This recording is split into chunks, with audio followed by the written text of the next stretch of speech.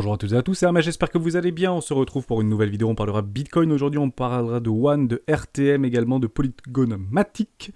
On me l'a demandé dans les commentaires YouTube. Je ferai un gros top des cryptos des membres pour demain matin 7h. Mais là, je voulais vous parler un tout petit peu d'économie entre ce qu'on voit, ce qu'on entend, ce qu'on observe, ce qu'on croit et ce qu'on ne croit pas.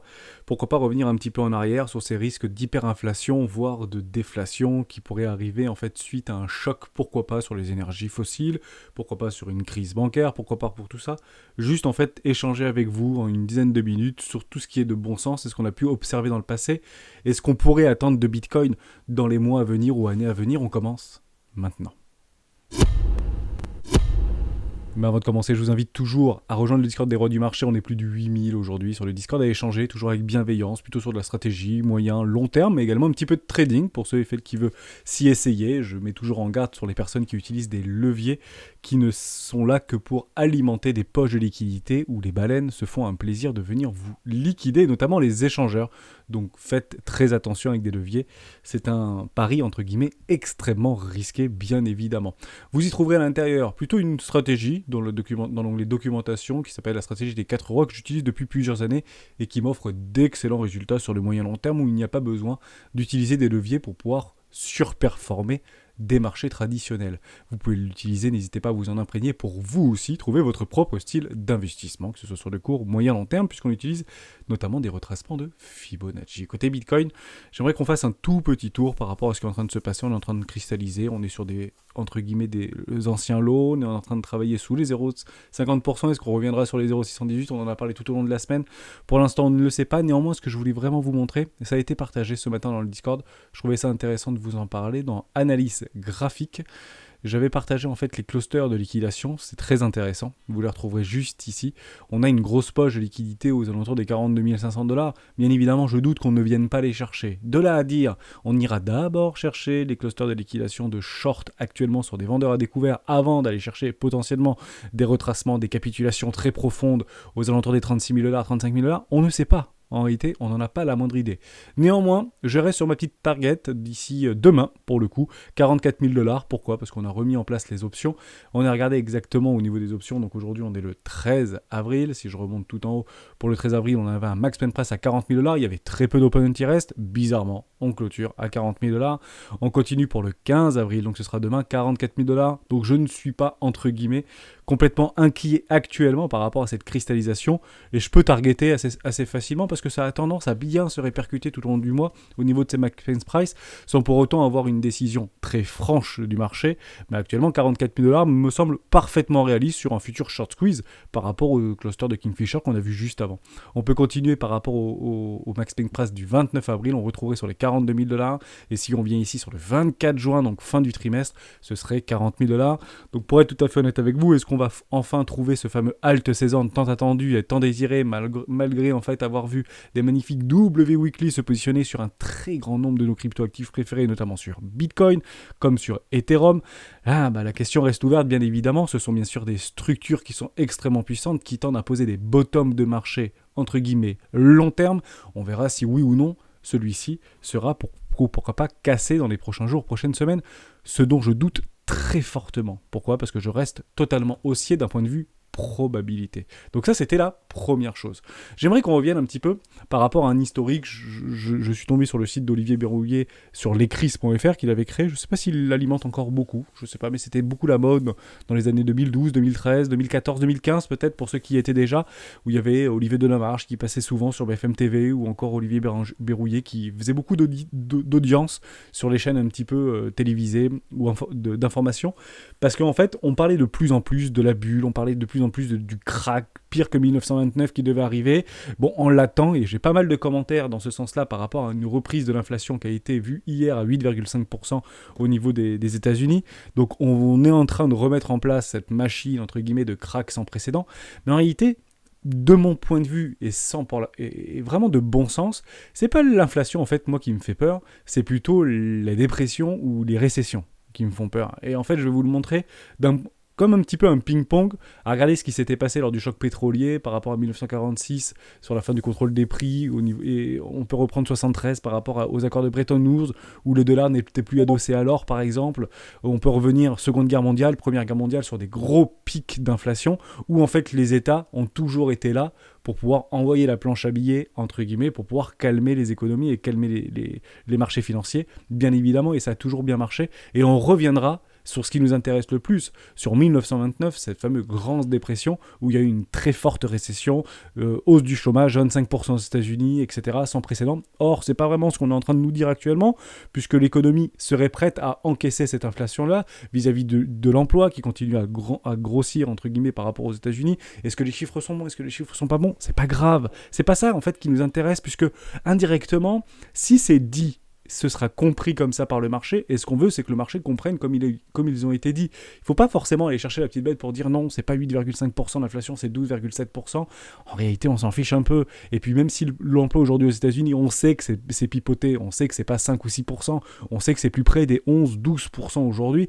mais c'est à peu près pareil qu'en France, parce qu'il y a beaucoup de personnes qui ont été marginalisées et qui ne rentrent pas dans le calcul de l'emploi, malgré qu'ils soient actifs en âge de travailler et qui n'ont aujourd'hui ni retraite, ni subvention, etc. Donc ça, on peut bien sûr le prendre.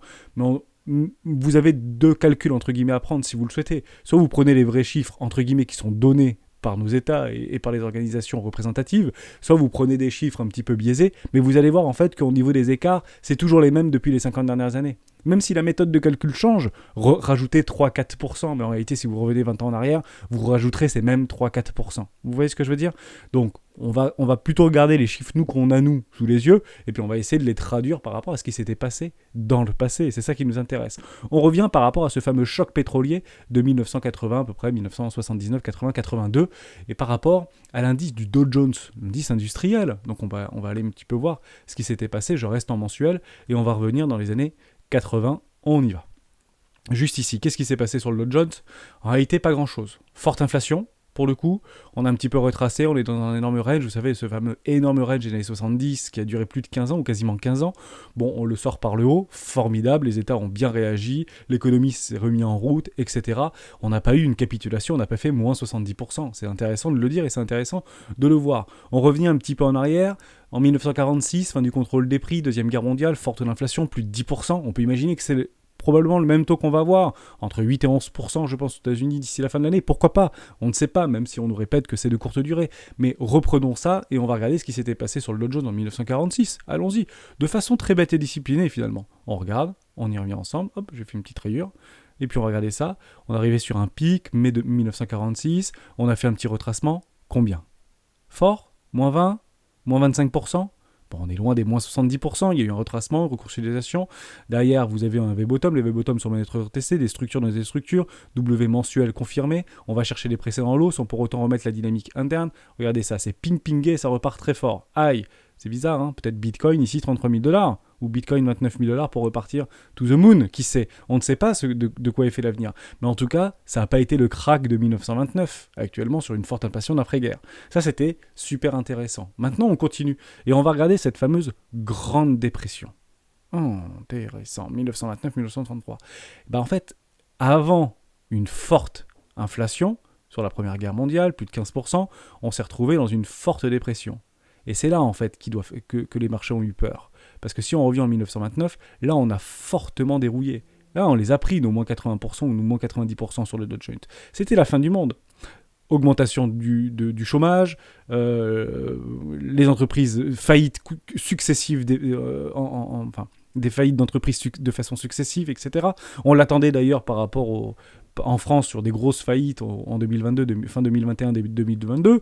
Bon, pour l'instant, ça a plutôt l'air de bien se passer. Ils estiment qu'au niveau des prêts qui ont été concédés par l'État par rapport à ce fonds, entre guillemets, d'emprunt, je ne sais plus comment il s'appelle, ça porte un nom, mais vous comprenez, vous voyez où est-ce que je veux en venir, qu'on commencerait à rembourser dans un an, et puis en fait, il y a beaucoup d'entreprises zombies aujourd'hui en France qui vont tomber. Bon, finalement, les chiffres sont plutôt bons. Ils estiment à peu près 5% le taux de défaillance, 50% ont déjà commencé à rembourser leurs prêts.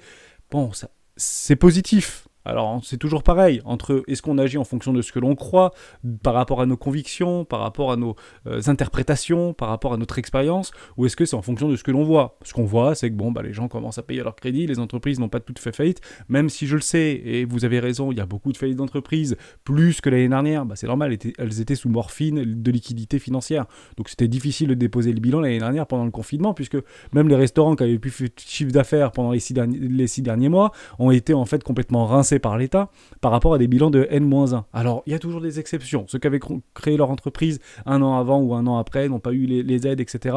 On ne va pas faire du cas par cas, on prend d'un point de vue plutôt macroéconomique. Mais ce qui me fait peur, moi, c'est plutôt des grosses récessions et des grosses dépressions. C'est là où, en fait, il faut avoir peur. Donc, je continue. On en avait une ici en 2008. 2008, c'était intéressant, parce qu'on était arrivé sur une forme c'était pas une capitulation, c'était un risque en fait de dépression, un risque de récession en 2008 par rapport à la crise des subprimes, et une crise des liquidités et une crise de la dette. C'était ça qui avait fait peur. Donc si vous arrêtez la machine économique, qu'est-ce qui se passe derrière ? En fait, il y a une chute de l'économie. Donc, probablement une récession. Si les entreprises ne peuvent plus se financer, elles ne peuvent donc plus faire de croissance, et elles ne peuvent plus faire de croissance, à ce moment-là, ça tombe. Qu'est-ce qui s'est passé en fait ici ? Quand il y a eu en fait cette forte chute en 2008, on a perdu quasiment 50% sur le Dow Jones, c'est pas rien, Voilà, 50% très exactement. Et on a commencé à mettre en place la planche à billets. Mais de façon extrêmement massive. Les banques centrales ont outrepassé leurs fonctions et ont dit « Ok, on rachète tout ». Maintenant, votre problème devient notre problème. Et en fait, le paradigme, il s'est changé ici. C'est intéressant. Et puis derrière, on n'a jamais arrêté. On a même continué. Donc même le Covid, en fait, ne fait même plus peur. C'est un check-out, c'est un Black Swan, c'est un tout ce que vous voulez, qui a été, en fait, en l'espace de 3 mois, complètement ravalé par le marché. Parce qu'ils sont là. Parce que l'État est là. Et est-ce que vous en pensez aujourd'hui que la Fed va arrêter ? Est-ce que vous pensez aujourd'hui que la BCE va arrêter ? Alors oui, on commence à remonter les taux doucement, mais vous imaginez bien que remonter les taux de 50 points en 50 points, enfin 0,50 points en 0,50 points par rapport à une inflation à 8,50, que du bon sens. Ils ne peuvent plus arrêter. Et on le sait qu'ils ne peuvent plus arrêter. Donc le marché continuera très probablement à être complètement déraisonné. Irrationnel. Jusqu'à ses excès finaux, en réalité. Et regardez ce qui s'était passé. Et ça, je trouve ça extrêmement intéressant. Lors de la crise de 1929, ici on avait une récession. Juste ici en 19, Première Guerre mondiale, on avait eu en fait une forme de forte inflation, fin de la Première Guerre mondiale, derrière ça chute, on perd quoi, 20% à peu près ? 40%, 30%, voilà, 40%, 50%, formidable. C'est difficile à accepter. Les guerres font vaciller les marchés. 2014, par rapport à la Crimée, potentielle troisième guerre mondiale, ça a fait vaciller les marchés. On a retracé de 20%, 25% à peu près. Même Apple avait pris moins 25%, même les GAFAM avaient pris moins 25% lors de 2014, lors de la Crimée. Pour beaucoup de personnes, c'est passé inaperçu, mais pour ceux qui étaient derrière les écrans sur les graphiques, c'est pas passé inaperçu. On revenait dans cette idée de ça y est, c'est le crack, c'est le Black Swan, c'est crise de 1929, et finalement le marché a bien été, entre guillemets, racheté. Ça, c'est très important de le dire. Et on continue. Et là, on arrive en fait sur 29. Et qu'est-ce qui s'est passé entre ici et ici ? C'est une bulle, en réalité. Tout le monde, en fait, achète des actions. Les actions ont rentré, en fait, dans les mœurs, entre guillemets, des particuliers. Est-ce qu'il y a beaucoup plus de personnes aujourd'hui pour vous qui ont des actions ? Est-ce qu'aujourd'hui, tous les Français veulent du Bitcoin ? Est-ce que tous les Français veulent des actions Apple ? Est-ce que tous les Européens, aujourd'hui, on est passé de, je vais dire une bêtise, 3% ou 4% des personnes qui avaient des actions en portefeuille ? Et est-ce qu'aujourd'hui, si vous conseillez un conseiller financier, est-ce qu'en fait, tous les jours, il a 10 appels ou 20 appels de ses clients pour dire « je vais acheter de l'Apple, je vais acheter des actions » ? Non. À ce moment-là, oui. C'était de sortir de la galère, repartir sortir d'une forme de morosité, et en fait le marché a complètement explosé à la hausse, pour derrière être fortement corrigé à la baisse, bien évidemment. Les gens empruntaient sur des années en fait pour acheter des actions à ce moment-là, parce qu'on n'avait pas en fait ce recul à ce moment-là, et on est rentré dans une forte dépression, des chômages, des liquidations, plus jamais ça, vous connaissez l'histoire, plus jamais ça. Donc la vraie question à se poser, c'est est-ce qu'on va en fait en retrouver une de forte dépression ? Et François Hollande en avait parlé. En fait, le vrai problème, c'est pas l'inflation, le vrai problème, c'est la déflation. Et c'est vrai, si vous mettez en place une forme de déflation, vous arrêtez en réalité l'économie. Pour relancer cette économie, vous faites quoi ? Vous diminuez les taux. Et si vous diminuez les taux, qu'est-ce que vous faites ? Vous alimentez des bulles spéculatives. Donc pour moi actuellement, on n'a pas encore connu ce fameux pic. Je ne le pense pas. Néanmoins, on a peut-être une information qui va nous la donner. cette petite étincelle. Parce qu'en réalité, ce qu'on va chercher derrière nos graphiques, c'est cette fameuse étincelle pour dire « Ok, là on vient d'avoir le signal, et ce signal nous dit ça va partir en cacahuète ». Et chacun a son signal, chaque entre guillemets trader, investisseur, long terme, banquiers centraux, tout ce que vous voulez, ont en fait leur propre signal. Le signal qui est communément en fait donné par rapport au marché financier, un signal entre guillemets qui est compris par tous, c'est le cross entre les taux à 10 ans et les taux à 30 ans. Si en fait on vient à crosser les taux à 10 ans, les taux d'emprunt à 10 ans sur les bons du trésor américain qui vient en fait supérieur aux bons à 30 ans, c'est qu'en fait on est en train de pricer ce qu'on appelle une récession dans les mois qui arrivent. Le marché en fait souvent est en avance par rapport à ça. Allons y faire un tour si vous le souhaitez, avec grand plaisir. On va aller regarder ces petits taux. J'avais gardé ça très longtemps, ça fait longtemps qu'on n'était pas venu regarder ça, et on va regarder actuellement, effectivement, il y a une remontée des taux. Ok, c'est pricé, il n'y a pas de problème, forte inflation, il faut bien une réponse économique et monétaire derrière. La réponse est en train de se mettre en place, on observe ensemble, est-ce que cette fameuse ligne noire, donc les taux à 10 ans c'est la petite ligne noire, et les taux à 30 ans c'est la petite ligne rose, est-ce qu'on est en train de la crosser? Non. Pour le moment, ça va. Ok. Et on va essayer de regarder lorsque, en fait, cette ligne noire, donc les taux à 10 ans, sont passés au-dessus, je suis en weekly, sont passés au-dessus des taux à 30 ans. On revient en arrière. Que ça monte, que ça baisse, que ça monte, que ça baisse. Partons du principe que beaucoup s'accordent à dire que les taux à 10 ans, au niveau États-Unis, sont complètement truqués, sont complètement pipés. C'est un indicateur de la Fed pour calmer les marchés. Donc, techniquement, si c'est vraiment pipé, ça ne peut pas passer au-dessus des taux à 30 ans. Et si ça venait, qu'on y croit ou qu'on n'y croit pas, qu'on ait des certitudes ou pas de certitudes, c'est pas la question, c'est juste du bon sens. Si on met toutes les lignes, on coche toutes les lignes sur notre petit carnet pour dire si les taux à 10 ans passent au-dessus de 30 ans, ça veut dire que la Fed ne contrôle plus, entre guillemets, ces taux. C'est ça, en fait, la réponse qu'il faut donner.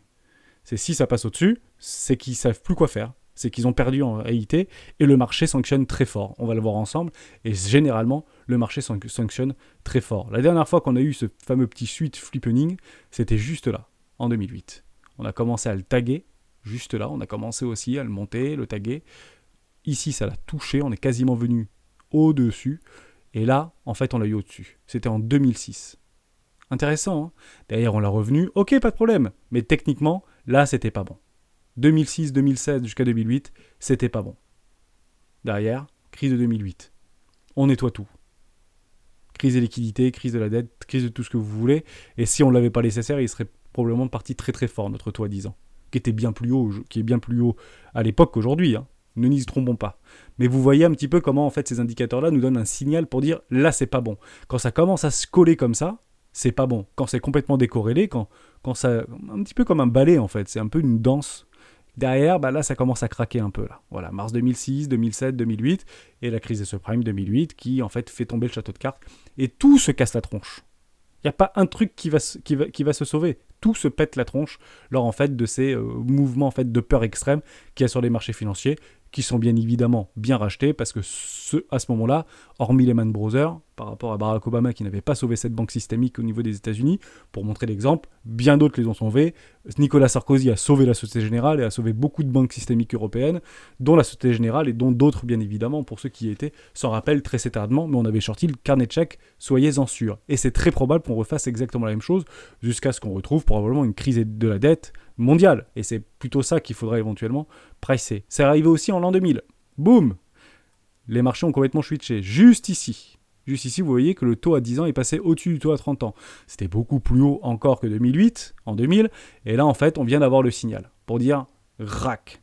On a pété la bulle des années 2000. Mais on était dans une bulle, on était vraiment tout en haut. Mais à quel moment on sait que c'est la bulle? Bon, on le reprend exactement ici. Janvier 2020.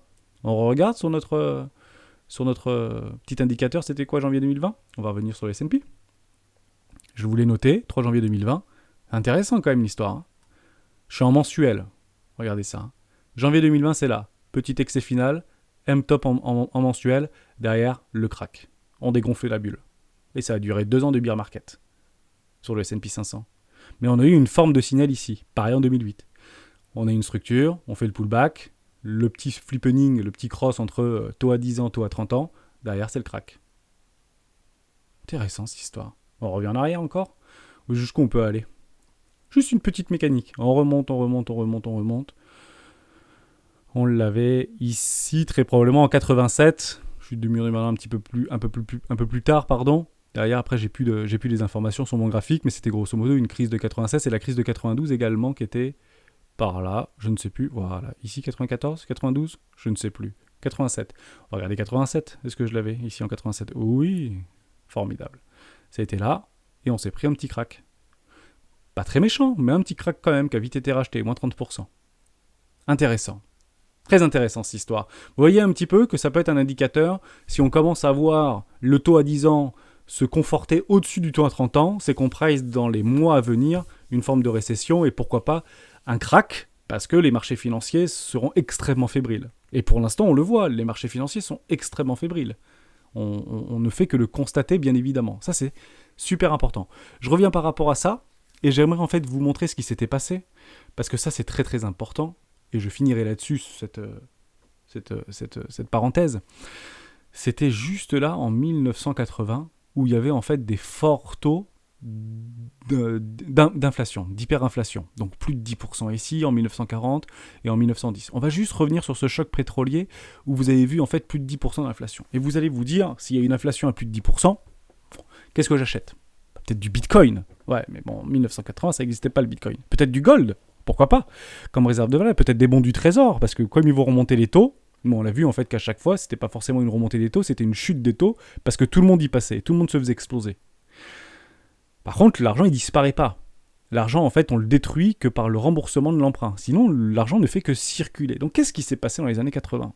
En réalité, où est-ce qu'il est allé ce pognon pendant ce choc pétrolier ? Extrêmement simple. Comme ça va peut-être vous faire réfléchir différemment et nous faire réfléchir avec un grain différemment. Je suis tombé dessus, j'ai trouvé ça lourd de sens.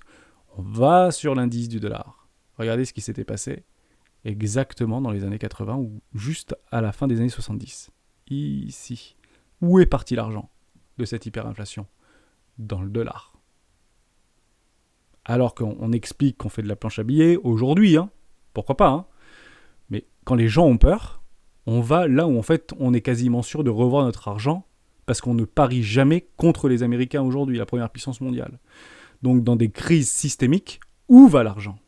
L'argent va dans le dollar. Et c'est exactement ce qui s'est passé. Le dollar a littéralement explosé.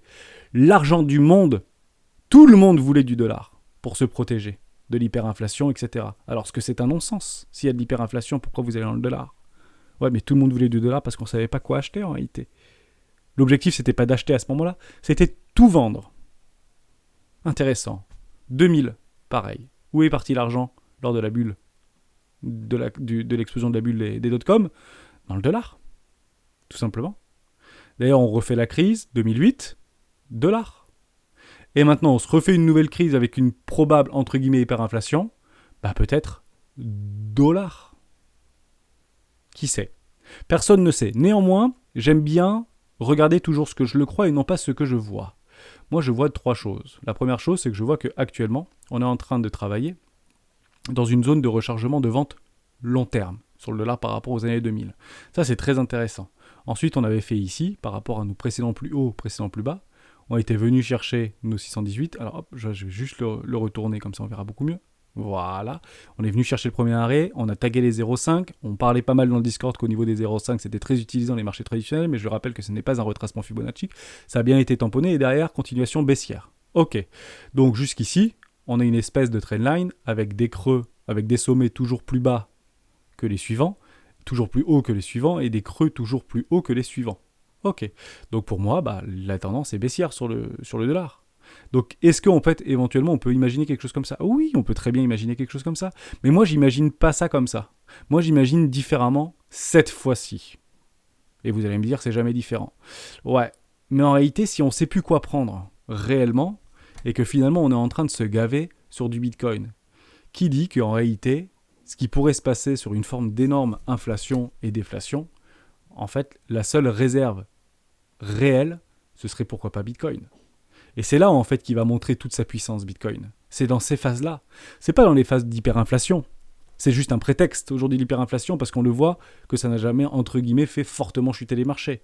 C'est la déflation et la récession qui fait chuter fortement les marchés parce que c'est directement corrélé à l'économie réelle. On pense, à tort, que les marchés financiers sont complètement décorrélés de l'économie réelle. Non, c'est un miroir, c'est un ricochet en réalité par rapport à l'économie réelle. Si l'économie réelle s'arrête, les marchés s'effondrent. Crack Covid 2020. L'économie potentiellement s'arrête au niveau mondial, les avions ne décollent plus, les marchandises ne circulent plus, le marché craque. Alors évidemment, on fait des réinjections monétaires sans précédent. En 2008, la Réserve fédérale américaine avait imprimé 700 milliards de dollars. En 2020-2021, c'est 5000 milliards de dollars. La réponse est toujours plus forte, et la réponse sera toujours plus forte. Jusqu'à un moment, on n'y croit plus. Le jour où on n'y croit plus, je pense que c'est lui, en fait, qui va très probablement en profiter. Dès lors, tous ces mouvements de marché qu'on peut voir d'une forme de peur sur les marchés, prenez du recul, dézoomez complètement, mettez-vous en mensuel, et probablement ce qu'on va peut-être assister, c'est peut-être à ça dans les prochains mois ou prochaines années, en cas de forte récession, en cas de forte dépression. Parce qu'à un moment donné, il est probable que si le fondamental rattrape, entre guillemets, et ce que je ne souhaite pas, pour l'ensemble de nos familles, etc. Parce qu'on est finalement peu à regarder ça aujourd'hui, au niveau des courbes du Bitcoin, etc. On est une toute petite minorité. Il faut savoir que vos parents, que vos cousins, que lui peut-être ira à la banque, dépenseront moins son argent et voudront pas voir leur euro en fait perdre de la valeur. Ce sera $1 indirectement. Mais si c'est difficile à trouver de l'emploi, si c'est difficile à trouver tout ça, en réalité celui qui va probablement en bénéficier, c'est peut-être Bitcoin. Mais ça se fera pas sans douleur. En somme, quand je vous dis que ça se fera pas sans douleur, peut-être que ça fera ce type de choses. Voilà. Et ça, ça sera pas sans douleur. Mais le résultat sera le même, en réalité. Et on le voit tous, ce résultat. Si on est là aujourd'hui, c'est qu'on le voit, ce résultat. Sans aucun problème. Et je pense que peut-être que cette fois-ci, en cas de forte crise, parce que Bitcoin n'a jamais connu de récession, il a connu la crise du crack Covid 2020, pour le coup, il s'est bien mieux relevé, entre guillemets, que le S&P 500 ou que les valeurs technologiques, pour le coup. Ça a fortement poussé. Donc pour moi, c'est un signal d'achat puissant. Je finirai là-dessus, et on fera un top crypto demande plutôt demain, mais j'avais vraiment envie de vous donner en fait cette ouverture-là, et je pense que c'est important. On a tendance à penser que beaucoup de choses sont corrélées, etc. Et en fait, plus on prend du recul, plus on a l'impression que c'est décorrélé. Oui, en effet. En fait, les marchés sont très décorrélés entre eux. Si vous prenez de façon très individuelle sur du mensuel par rapport à plein de cryptoactifs, vous voyez que Ethereum est complètement décorrélé de Bitcoin, qui est complètement décorrélé de Solana, etc. Mais sur des toutes petites timeframes, quand l'un perd 5%, l'autre perd 7%, et quand l'autre prend 12%, l'autre il prend 17%. Donc oui, tout est plus ou moins corrélé sur le très court terme, mais tout se décorrèle de façon extrêmement intense à très long terme.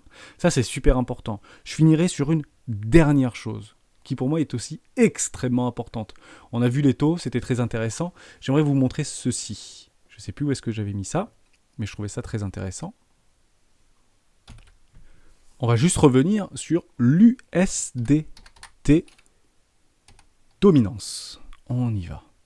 On l'avait vu il y a quelques temps ensemble, je ne sais pas si vous vous en souvenez, et je vous avais dit, pour le coup, à chaque fois qu'au niveau de la dominance, il y a des choses qui se passent, les capitaux circulent au sein de ce marché cryptoactif. Regardez ça. On avait tracé des trendlines à ce moment-là, et on avait vu à chaque fois que ça arrive et a touché cette trendline, bizarrement, le cours rejette. Intéressant l'histoire. On va le prendre ici, voilà. On va essayer de faire un petit truc un peu comme ça. Voilà, on s'en fiche un peu, mais dans l'idée, les trendlines ne sont pas importantes, c'est juste pour vous schématiser le truc. Ici, vous êtes en octobre 2020. Derrière, ça sort complètement. Donc l'USDT par rapport à la market cap représentative de l'USDT aujourd'hui par rapport à l'ensemble des cryptoactifs a été déprécié. En somme, l'argent de l'USDT rentre dans les cryptoactifs. Donc entre 2020, on l'a bien vu, entre 2020 et 2021, on rentre très fortement, Bitcoin prend beaucoup de valeur, etc. Derrière, on a le retracement, on se retrouve sur les 28 000 $ au niveau des bottoms, on restructure des W weekly, et derrière, on refait un nouvel ATH, Bitcoin 69 000 $. Et derrière, on repart, on retouche en fait cette zone-là, on est en train de structurer un magnifique W weekly, et l'argent sort de l'USDT. Et hop, le petit pullback. Et je vous avais dit, rien n'empêche d'aller toucher en fait cette fameuse petite zone ici, refaire un petit tour pour repartir. Mais je doute très fortement, je peux me tromper, mais je doute très fortement que l'USDT en fait sorte complètement comme ça.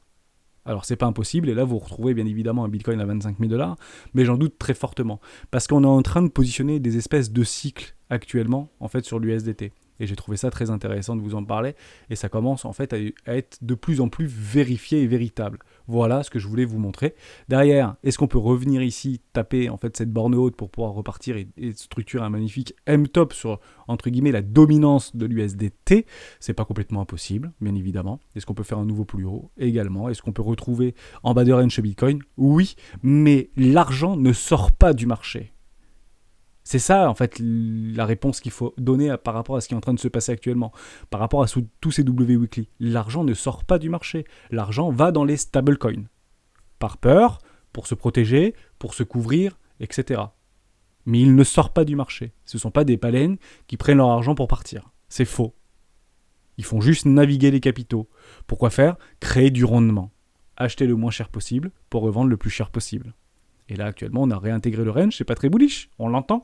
Je garde ma target à 44 000, on en discutera demain, mais je voulais vraiment faire ce travail avec vous. J'espère que ça vous a plu et que ce contenu peut-être un petit peu différent par rapport au taux vous a plu également. Et puis on attendra bien évidemment par rapport à cette fameuse trendline. D'ailleurs, je vous montre un dernier truc. Combien de temps? 30 minutes. Allez, on se fait 32 minutes et c'est fini.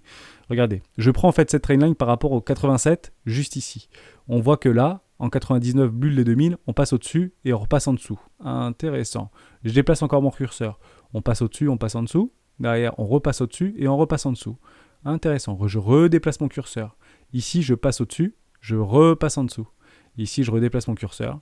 Je passe au-dessus, je passe en dessous. Dès lors, je pense qu'en fait, cette augmentation des taux va très probablement bientôt repasser en dessous. Voilà, je pense que c'est de très très courte durée. Je pense que le marché essaye de pricer quelque chose.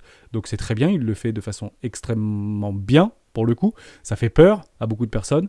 Mais pour l'instant, on n'a pas eu encore ce cross au niveau d'une future, entre guillemets, crack, Black Swan, etc. Si on commence à voir ceci, hein, c'est totalement vrai, hein, ce que vous dites et ce que vous voyez. Hein. Si on voit quelque chose... Je peux l'avoir ou pas n'importe quelle couleur? Voilà, jaune ici, on s'en fiche. Et que voir quelque chose comme ça, là, ce sera pas bon. Là, il y aura le warning. Je suis en weekly, hein. On regardera bien en weekly. En daily, moins intéressant, on l'a vu juste avant. On regarde en weekly, si on voit quelque chose comme ça, là, je dis, ok, peut-être qu'on aura notre petit excès final, et probablement que Bitcoin, etc., se fera ravaler la tronche, comme les valeurs technologiques, comme toutes ces valeurs-là, et peut-être un début de dégonflement d'une certaine bulle, qu'on en parle depuis des mois et des mois, voire des années maintenant, malheureusement, mais pour derrière probablement être fortement racheté par le marché, parce que ce que veulent surtout pas les gouvernements et en commun la Banque Centrale Fédérale, c'est de tuer l'économie. Parce que leur objectif, c'est pas ça, c'est tout à fait le contraire. Et ils ont des moyens en place. Les seuls moyens qu'ils ont aujourd'hui, c'est la capacité d'impression pour pouvoir lever des sous sur les marchés financiers, lever des montants astronomiques sur les marchés financiers, et avoir en fait cette variation des taux pour pouvoir en fait, entre guillemets, diminuer l'inflation ou reprendre entre guillemets des taux beaucoup plus logiques, beaucoup plus normaux. Mais en réalité, personne ne pensait qu'on allait avoir des taux négatifs. On a bien compris en fait qu'il y a quelques années, maintenant où le dur, on était déjà rentré dedans et ça fait des années qu'on est dans le dur. Et je pense qu'aujourd'hui, notre salut à tous, mais encore une fois, c'est quelque chose de très personnel, probablement les cryptoactifs et notamment Bitcoin ou Ethereum, bien évidemment. Merci à toutes et à tous d'avoir suivi cette vidéo jusqu'au bout. On se retrouve demain dans un Top Crypto Dimanche. Ciao.